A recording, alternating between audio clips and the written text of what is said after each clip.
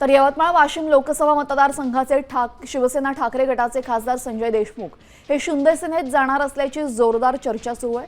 त्याचमुळे त्यांच्या चिंचोली येथील निवासस्थानाबाहेरून शुकशुकाट बघायला मिळते। पोलिसांचा बंदोबस्त कायम आहे। ठाकरे गटाचे खासदार संजय देशमुख नेमका काय निर्णय घेतात याकडेच सर्वांचं लक्ष लागलेलं आहे।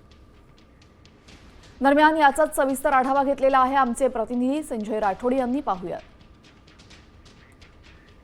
यवतमाळ वाशिम लोकसभा मतदारसंघाचे खासदार संजय देशमुख सध्या शिंदे गटात जाणार असल्याची चर्चा जोरदार सुरू आहे। अशात आज 11 वाजता शिवसेना ठाकरे गटाकडून व्हीप जारी करण्यात आलेली आहे। महत्त्वाची मीटिंग बोलावलेली आहे। त्यामुळे त्या बैठकीला संजय देशमुख हजर राहणार का याकडे देखील सुद्धा यवतमाळ वाशिम मतदारसंघातील नागरिकांचं लक्ष लागून राहिलेलं आहे। मात्र संजय देशमुख यांचा राजकीय इतिहास जर पाहिला तर ते कधीच कट्टर पक्षनिष्ठ राहिलेले नाहीत। राजकीय परिस्थितीनुसार भूमिका बदलणारे नेते अशी त्यांना ओळख मिळालेली आहे।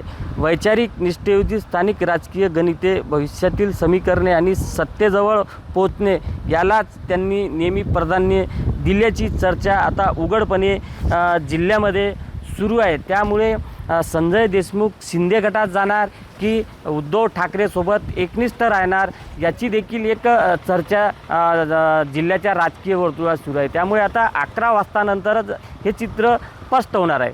संजय राठोड, साम टीव्ही न्यूज, दिग्रस, यवतमाळ।